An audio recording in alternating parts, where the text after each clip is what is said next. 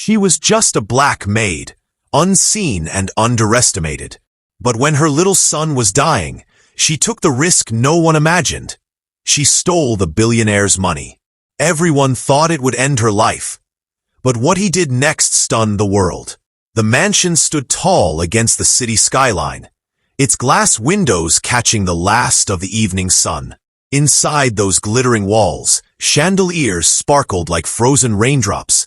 Persian carpets absorbed the sound of quiet footsteps, and the air itself seemed perfumed with wealth. But within this temple of privilege moved a figure who was nearly invisible. Lydia, the maid. Her uniform was always neat, her hair pulled back tightly, her smile polite but restrained. To the billionaire family she served, she was background. Useful, reliable, and forgettable. Yet Lydia carried a world within her chest. Every morning before arriving at the mansion, she kissed the forehead of her 9-year-old son, Caleb, whose once bright laughter had grown weak under the weight of illness. Doctors had spoken with cold precision. Caleb's condition was critical, his heart failing faster than anyone had anticipated. A surgery could save him, but the cost was staggering. Lydia's salary, stretched thin over rent, food, and medicine, could barely cover a fraction of it. At night, when she walked home from the mansion through streets lit by flickering lamps, Lydia whispered prayers into the darkness. She prayed for strength, for mercy, for a miracle. But each day the hospital bills piled higher, and Caleb's breaths grew shallower. A mother's heart does not beat for herself. It beats for her child. And so, a storm began to brew inside her. A collision of desperation and love, of faith and fear. The house she worked in was a palace of excess. Crystal wine glasses, untouched art pieces worth millions. A fleet of cars that gleamed even when no one drove them. Sometimes, when Lydia polished the marble counters, she thought of how many lives one of those cars could save. She thought of Caleb's tiny hands, his eyes searching for comfort, and the cruel irony that surrounded her. She cleaned the dust of wealth while her son lay in a hospital bed, fighting for his life. One evening, after another phone call from the doctor urging her to act quickly, Lydia stood frozen in the mansion's study. On the desk lay an envelope, thick with cash. It was careless, as though the money meant nothing. To the billionaire, Jonathan Hale, this was pocket change, perhaps petty cash for an impulsive purchase. But to Lydia, it was salvation. Her chest tightened. Her hands trembled. She knew what it meant to cross that line. She had raised Caleb to believe in honesty, in dignity, in hard work. She had endured years of being spoken down to, overlooked, treated as less. Yet she had never let bitterness poison her spirit. But this was different. This wasn't about pride anymore. This was about life. Her fingers brushed the envelope, and she felt tears sting her eyes. In that moment, she didn't think of herself. She thought only of Caleb, lying pale and fragile, waiting for a mother who could save him. Her heart pounded as she slipped the envelope into her bag, each second louder than the last. When she walked out of the mansion that night, her steps felt heavier, as though the weight of guilt and hope were bound together. The hospital accepted the money without question. The surgery was scheduled immediately. As she sat in the sterile waiting room, Lydia pressed her hands together and whispered, "God, forgive me. I did this for him. Please let him live." Hours crawled by until finally the doctor emerged with cautious relief. Caleb had survived the surgery. His heartbeat was stronger now.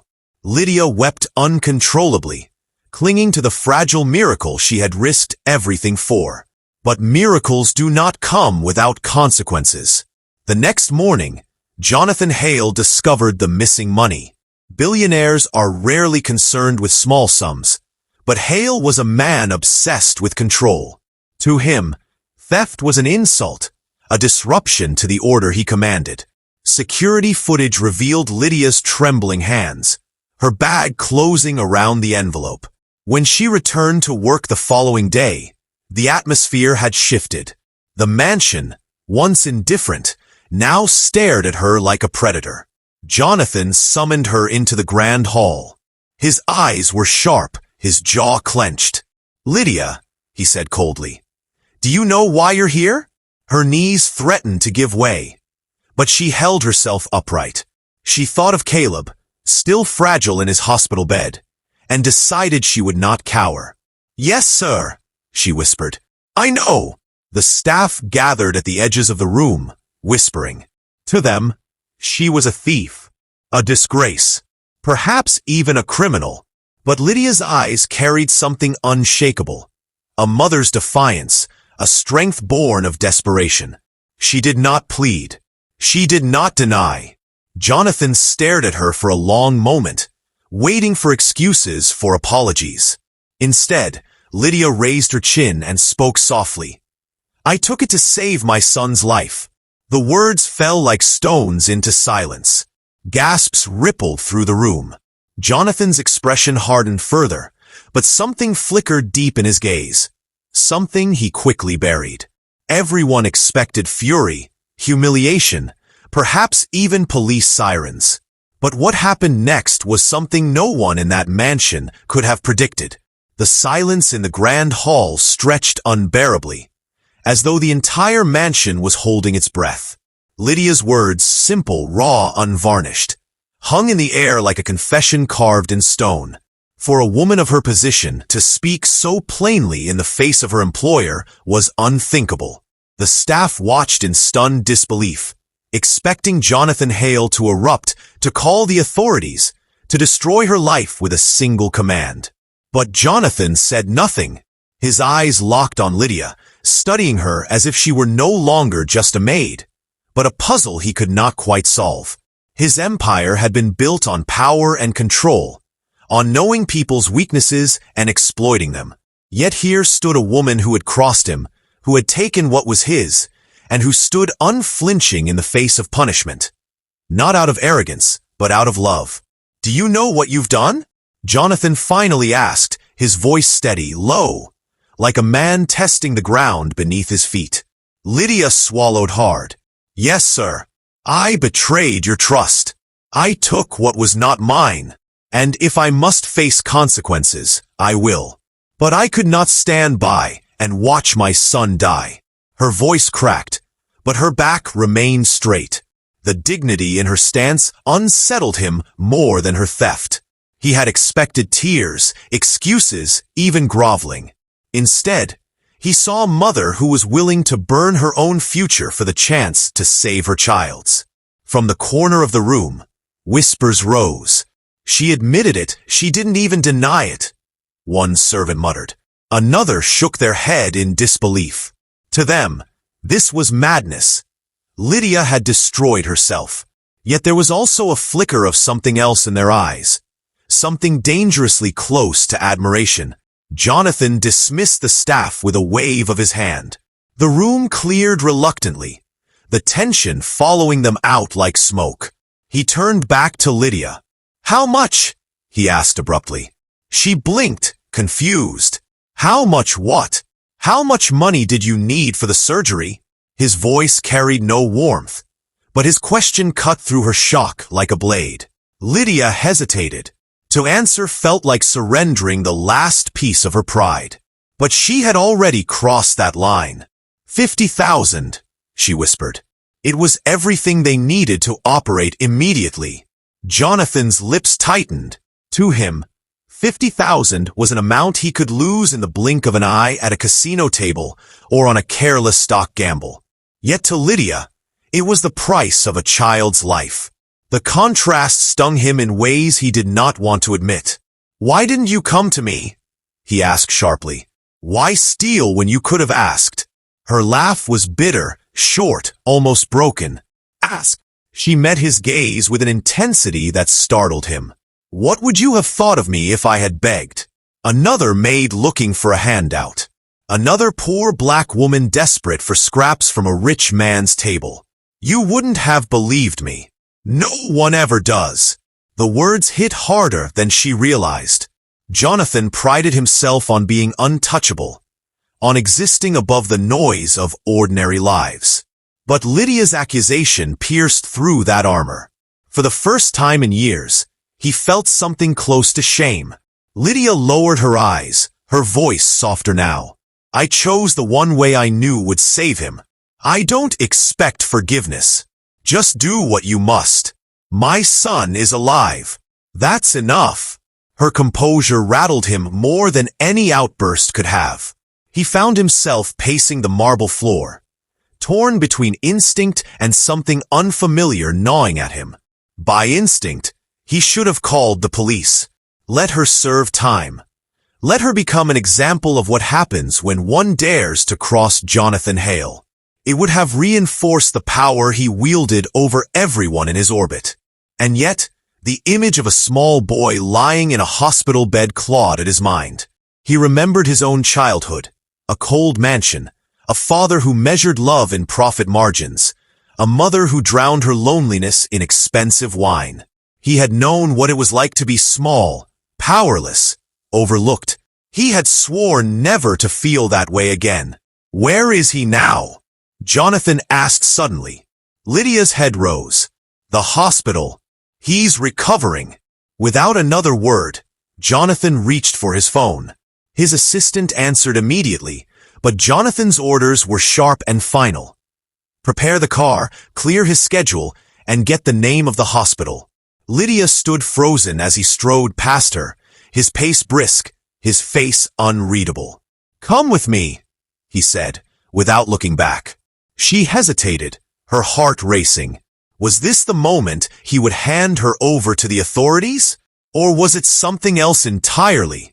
Either way, she followed. The drive was silent, tense. Lydia's fingers twisted in her lap as the city blurred past the tinted windows. She dared not speak, dared not hope. Jonathan sat beside her, his gaze fixed forward, but his mind was churning. He had been betrayed, yes, but he had also been confronted with something rare. An honesty that did not seek to manipulate, a love that defied reason. When they arrived, the hospital corridors smelled faintly of disinfectant and fear. Lydia's breath caught as she hurried to Caleb's room. He was pale but alive, tubes and monitors surrounding him, his small chest rising and falling with precious effort. Lydia's tears came instantly, and she pressed a kiss to his forehead. Jonathan stood at the doorway, watching. Something unfamiliar tightened in his chest as he looked at the boy. This fragile child who had inspired such desperate courage in his mother. He had spent his life surrounded by people who wanted his money, his influence, his power. Yet here was a woman who had wanted nothing for herself, only life for her son. The staff at the hospital whispered as they recognized him. A billionaire standing in a modest ward, watching a maid's son recover. It was a sight no one could quite comprehend. Jonathan ignored them all. For the first time in years, he felt the weight of his wealth differently. Not as privilege, not as power, but as responsibility. He turned to Lydia, who was still holding Caleb's hand. His next words would alter everything. Not just for her, but for everyone who believed they knew who Jonathan Hale truly was. The beeping of Caleb's heart monitor filled the room with a fragile rhythm, each sound a reminder that life had clung on when death had come close. Lydia sat beside him, her hand wrapped gently around his. For the first time in weeks, she allowed herself to breathe without feeling like the world was collapsing. She did not dare look back at Jonathan Hale, who stood in the doorway like a figure carved from stone. When he finally spoke, his voice was measured, almost too calm. He looked strong, Jonathan said, though his eyes betrayed the weight of something deeper. Lydia nodded, brushing a stray curl from her son's forehead. He's fighting, she whispered. That's all he's ever done. Jonathan stepped inside, his shoes tapping against the linoleum. Nurses glanced curiously at him, but kept their distance. His presence was magnetic, commanding. Yet for once, he seemed out of place. Not a titan of industry, not a man who commanded boardrooms, but a witness in a room where money mattered less than love. "Lydia," he began, folding his arms, "you put me in a position no one else has dared.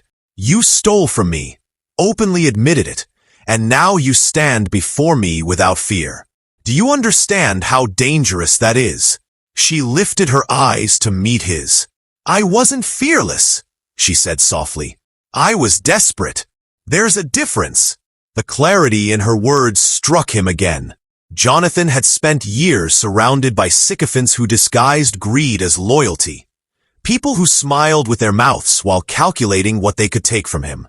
But this woman, this maid, had risked everything without expecting anything in return. That made her dangerous in a way he could not ignore. Jonathan paced to the window, staring down at the city. He remembered contracts worth billions, power plays that had broken competitors, deals that had ruined lives. In his world, everything had a price. Yet here was something his wealth could not quite measure. A mother's love, a child's fragile heartbeat, the dignity of a woman who had chosen sacrifice over pride. He turned back to her suddenly. "How much debt are you in now?" Lydia frowned, startled. "Debt? None, not exactly. The surgery is paid. But there will be recovery costs, medication follow-ups. I'll find a way. I always do." Her tone carried quiet defiance, but Jonathan recognized it for what it was. Exhaustion disguised as strength. He exhaled sharply, almost irritated with himself for what he was about to say. "You won't have to," he muttered. Lydia froze. "What do you mean?" Jonathan met her gaze squarely. "I will cover every cost. Not just the surgery, the recovery, the medication, whatever your son needs until he's well again." For a long moment, Lydia thought she had misheard him. Her lips parted, but no words came. Shock painted her face in silence. She had expected punishment, humiliation, even jail. Never mercy. Never this. Her instinct was to refuse. Pride burned in her chest, urging her not to accept charity. Not from the man she had wronged. "I can't," she whispered. "I can't take more from you. I've already." Jonathan cut her off. "You didn't take from me, Lydia. You took for him." He nodded toward Caleb's bed. "And perhaps it's time I learned the difference." The words carried a strange weight, as though he was not speaking only to her, but to himself. Tears welled in Lydia's eyes, but she blinked them back fiercely. "Why?" she asked, her voice breaking. "Why would you do this after what I did?" Jonathan's jaw tightened. He was not a man who explained himself, not to partners, not to employees, certainly not to maids. Yet the truth pressed against him with unfamiliar urgency. "Because," he said slowly, "I have everything a man could want.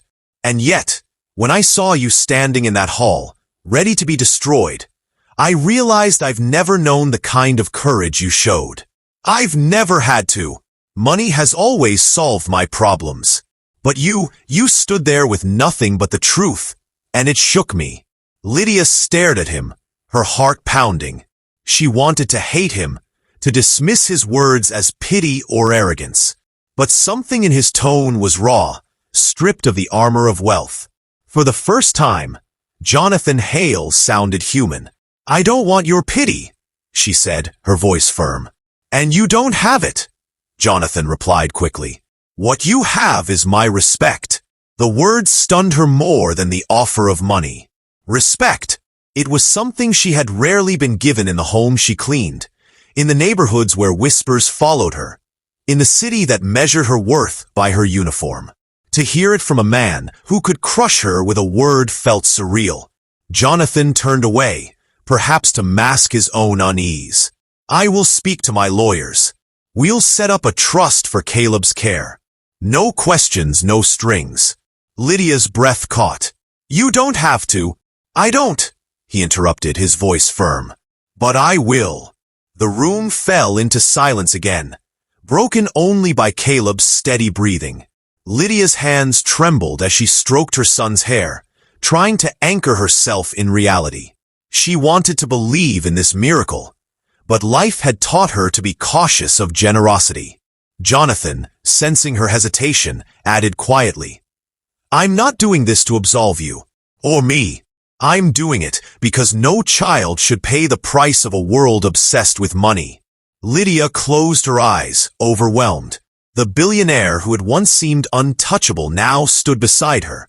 No longer an employer, no longer a threat, but a man unexpectedly altered by her defiance. And when the news spread, because news always spreads, no one could believe it. A black maid had stolen from one of the wealthiest men in the country, admitted it openly, and instead of punishment, she received his protection. It challenged every assumption, every prejudice, every whisper about justice and dignity. But the story was not over. For Jonathan's decision, radical as it was, would ripple far beyond this hospital room. And both he and Lydia were about to face the storm those ripples would create. The story broke within days. At first it was whispers among the mansion staff, then rumors across the city, and finally headlines that spread like wildfire. Billionaire spares maid who stole from him. Funds surgery for her son instead. The press could not get enough of it. News anchors debated Jonathan Hale's decision, some praising his compassion, others questioning whether it was a stunt to polish his image. But what no one could deny was that people were talking, not about Jonathan's billions, but about Lydia. For the first time in her life, Lydia's name was not spoken with dismissal or condescension. She was no longer just the maid. She was the mother who had risked everything for her son, the woman who had stood unbroken in the face of power. Interviews were requested, cameras appeared at the hospital gates, and strangers offered prayers and gifts. But Lydia stayed quiet. She had not stolen for recognition. She had done it because Caleb's life was worth more than her pride, worth more than her future, worth more than fear itself. Jonathan, however, found himself thrust into a spotlight he had not sought. At board meetings, investors questioned his judgment. "You're setting a dangerous precedent," one said sharply. "If people think they can steal from you and get rewarded, you'll lose control." Another sneered. "It's weakness, Jonathan. Mercy is weakness." But Jonathan did not flinch. He had built his empire by crushing opposition, but this time he chose to stand against his own world. "If calling mercy weakness makes me weak," he said evenly, "then I will live with it. Strength without humanity is nothing but brutality." Those words sent ripples through corridors of power that had never cared for morality. Some mocked him, others admired him. But Jonathan was no longer moved by their opinions. He had witnessed something raw and unshakable in Lydia, and it had shifted his understanding of power. Meanwhile, Caleb began to recover. Each day his cheeks grew less pale, his smile brighter, his laughter a little stronger. Lydia sat by his bedside, reading him stories, humming lullabies, thanking God for each breath he took. And though she carried the weight of guilt for the theft, she also carried something new. Dignity restored not by wealth, but by the courage of having fought for her child's life. One afternoon, Jonathan visited quietly. He stood at Caleb's bedside, watching the boy play with a small toy car. Caleb looked up curiously. "Are you the man from Mama's work?" he asked innocently. Jonathan smiled faintly. "Yes, and you must be Caleb." The boy nodded, then added with the blunt honesty of children, "Mama says you're helping me get better." Jonathan's throat tightened. He had negotiated billion-dollar deals without hesitation, but a child's simple gratitude nearly unraveled him. "Your mama is the brave one," he said softly. "She saved you." Lydia looked at him then, her eyes meeting his. For once, there was no barrier of class, no invisible wall of power. Just two parents, one wealthy, one poor, bound by the truth that love for a child was stronger than fear, stronger than money, stronger than pride. As weeks turned into months, Lydia returned to work, though the mansion no longer felt the same. Some staff treated her differently. some with envy, some with newfound respect. Society, too, was divided. There were those who still called her a thief, unwilling to see beyond the act. But there were many more who saw her as a symbol, a woman who had dared to fight the impossible battle between poverty and power and had emerged with her dignity intact. Jonathan, for his part, began to change in subtle but undeniable ways. He visited the hospital wards he had once ignored, funding treatments for families who could not afford them. He established programs for single mothers, scholarships for children from struggling neighborhoods. When asked why, he always answered the same: because no child should suffer for what the world refuses to give. Still, the question lingered. Why had he spared Lydia? Why had he not called the police, not pressed charges, not destroyed her as everyone had expected? Jonathan himself could not fully articulate it. Perhaps it was because her honesty had disarmed him. Perhaps it was because her courage had forced him to look at himself in ways he never had. Or perhaps it was simply because, in a moment where power could have humiliated, he chose instead to heal. For Lydia, the transformation was not about money but about dignity. She had feared being reduced to her mistake, branded forever as a thief. Instead, she found herself lifted by the very man she had wronged. She learned that dignity is not erased by desperation, nor is it granted by wealth. It is born in the choices we make when the stakes are highest. One evening, as she walked home with Caleb's small hand in hers, he looked up at her with wide, innocent eyes. "Mama," he asked, "does this mean we're rich now?" Lydia laughed softly, squeezing his hand. "No, my love.